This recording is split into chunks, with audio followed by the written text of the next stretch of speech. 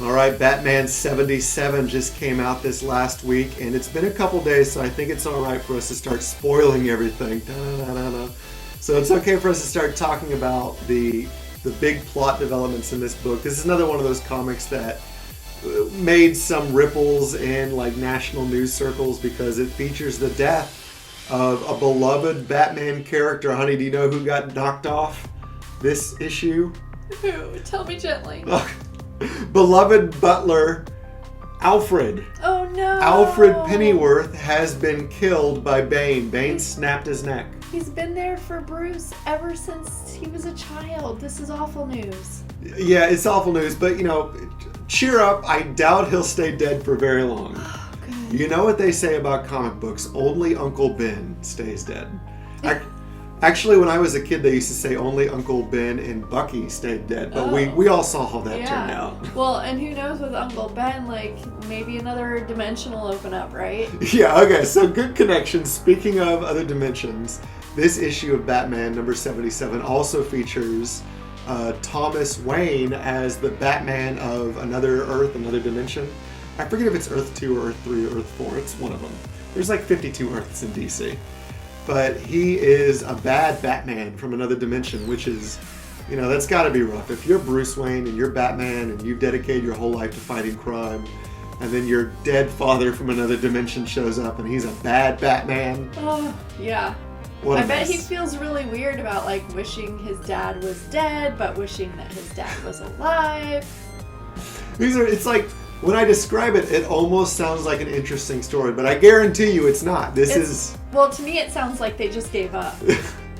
I was trying to describe to you, like the author that's been writing Batman for the last 77 issues, yeah. Tom King, and some people like what he's doing, but I don't know if it's honestly that many people. And I think the sales for Batman comics kind of reflect that. I think they've been going down since this guy has been writing the comic, with the exception of sales do spike when there is an event, like say, oh, we're going to kill Alfred, or he's getting married. He's getting married. So you remember this one. Did you see like on social media, like advertisements for Batman's getting married? Absolutely. Well, what did you hear about it? From the outside looking in, what did you hear about the Bat marriage? Well, I heard that Batman and Catwoman were going to get married. Mm-hmm. Spoiler alert, they did not get married. Because the story's not going to go anywhere. Yeah, and that was in universe, like that. Catwoman left Batman at the altar in issue 50, which is, in universe that's bad for Batman, but to break kayfabe, as they say in wrestling terms, for a moment, it's also bad for the consumers and for the comic shops because they're having midnight release parties for everyone to come celebrate the marriage of Batman. They show up, they're disappointed. It's entirely possible there's a bunch of comic stores with unsold product. They're like, well, people want a Bat marriage. They didn't get it. Yeah. They walked out unhappy instead of never reading comics again. It probably would have been better if they got married and then like Catwoman or Batman walked out unhappy. Yeah. For sales. Right, they got married, and then got a divorce? Yeah, or annulment. That's great too. So who's your favorite character? Batman, because he knows what real life is like. But Catwoman leaves him, and her story reason is like, he'll become a lazy, fat man. He won't be Batman anymore. He won't be motivated to fight crime because he'll be happy, and he can't be happy. Uh-huh. Which is maybe, sure, realize that, but realize that 50 issues earlier before you start building up to this marriage that's never going to happen. Which is also just, whoever the editor is, if Tom King, the writer, comes to you and says, okay, I got an idea, Batman gets married, the editor should say, no. Get out of it. Get out of my office. Get out of my office. No, come back when you got a good idea, like Batman has a rainbow costume, which is actually, that was something they did back in the 50s. That's great. Yeah, or come back when like Batman and Bruce Wayne are in the same room. How did that happen? I'm thinking like Julia Schwartz as the editor in the 50s of like, you build the story around the cover. Yeah. But, back to 77, I want to give you a brief recap of the plot of this issue. So it starts with Robin, which I believe is like the 5th or 6th version of Robin. It's his son, right? Yeah, this is Damian Wayne, who is Bruce Wayne's son with the daughter of Ra's al Ghul, Talia al Ghul. Who's that? Well, it's Do you remember Liam Neeson in Batman Begins? Uh-huh.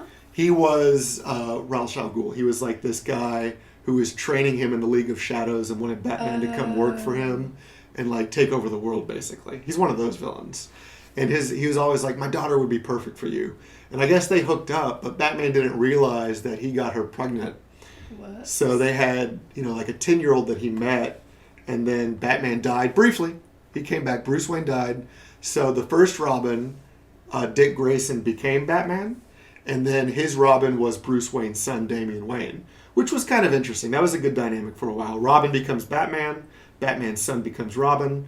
And his defining character trait, Damian's defining character trait, is that he's arrogant, thinks he knows everything, has been trained by the League of Shadows, so he knows ninja stuff. But that's often his downfall. But isn't that kind of Robin's deal anyways? Like, Robin always thinks that he's better than he is or can be more than he is when he's the sidekick. Right, which made it such a good story for Robin to grow up and become Batman and have to deal with himself. Yeah, have to deal with himself. So that's what made it interesting.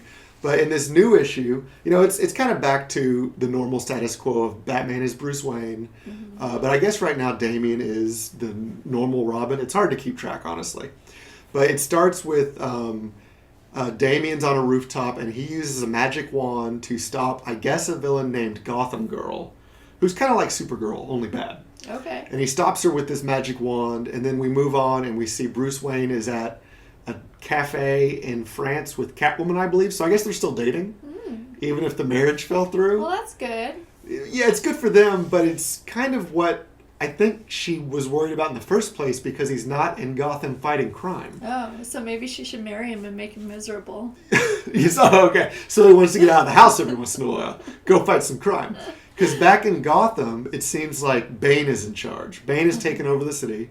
So it's kind of like that Dark Knight Rises movie. And the cops are now like Scarecrow. Scarecrow's a cop. And so while that's happening, then Damian's on another rooftop. And he sees the Batman of another dimension. Bat Dad. Oh. And they have a fight. And then somehow Bat Dad beats him and then knocks him out. And he wakes up. And then so Damian sees Bane behind Alfred. Alfred's, like crying for his life because that's very in character. And Bane snaps his neck. Ooh. And then it's like they say, this is to teach you a lesson, Damian Wayne, about how we're the villains and we're always right and you should listen to us. So what does Bruce Wayne do when he hears about this? I don't know if he knows yet. I think he's still in France with Catwoman being sad about how tough it is to be Batman. Oh, so he's going to come back to his son is a wreck and his best dad figure is dead. So how do you think he's going to react to that? I don't know because I'm not going to keep reading. If I had, I only checked in on this one because it was a news story and I imagine that's true for most people. Like, oh, Alfred's dead. But, like I already said, only Uncle Ben stays dead. Don't worry about it. Who do you think could fix this mess once they get rid of this current guy? There's only one person I would trust with Batman, and that's Alan Moore. No, I would just say that in general. I trust Alan Moore. I trust any character to Alan Moore. He's not going to touch it, though. Right. It's funny because there have been people, I've heard rumors that there are writers who have said, I don't want to out them by name because they told this to people in confidence, but they said, I don't want to follow current writer Tom King on the title because it's too toxic. Oh my gosh, tell me who. They say they would only follow the next writer. They need someone else to come back clean up. Okay. And then they'll do Batman afterwards, which I think is totally fair. Maybe they should just do like a fan, oh gosh, what is it called? Like a fan contest and have fans send in how they think this could get fixed. Well, they don't even need a contest for that because I'll tell you what, comics fans are never shy about letting the publishers know what their opinions are. Right. And that goes back to, I think this is like a Stan Lee quote. You never give the audience what they think they want. Oh. So, on the one hand, you don't want to give the audience like a completely just comfy Batman story. Right. Where everything you want in the plot happens. But on the other hand, you don't want to go so far off the rails that you do stuff that betrays the universe, like killing Alfred. You know that's not going to stick. Or making Batman get married. Is the only thing that's going to fix this is like one of these characters in one issue wakes up and it was all a bad dream. Like everything that this guy King wrote was just a bad dream. That would be the next author's, their go-to device, which might be again why some people say I don't want to write the next one, because they would be the one that has to pull the trigger and say it was all a dream. Call me, I'll do it. I used to read Word Up magazine. I don't care. Call me, I'll do it. That'd be great. Alana will do it, and she'll even give you the copyright, which is, I've mentioned, we'll go out on this. I think the big point here is that they can't actually get, like, the authors that they have, the writers that they have, I'm sure they're good. I'm sure they've written good things, but they can't get great, they can't get excellent, top-of-the-class writers because it's all work for hire. Mm-hmm. If DC wants the best, they need to get stories from writers who retain the copyright in their work and who DC is just licensing these Batman stories from. Mm-hmm. Because nobody wants to write a Batman story that is then adapted into a movie that makes $500 million and they don't see... And then your name's at the very end, like, oh, thanks for all of your work. Yeah, and they don't see a penny for that, mm-hmm. which is, the difference between Hollywood and comics is that, Hollywood, you still have to sell your copyright to the studio, but they pay you a lot of money. Mm-hmm. And there's a union. There's the Writers Guild that will protect you. Like, there's a basement price for what you can get paid. Right. And in comics, it's just not the same. Even with the marquee character like Batman, you're kind of selling your soul if you want to write a Batman story. So, really famous authors have done Batman stories, like Stephen King's done a Batman story, I think back in the 80s.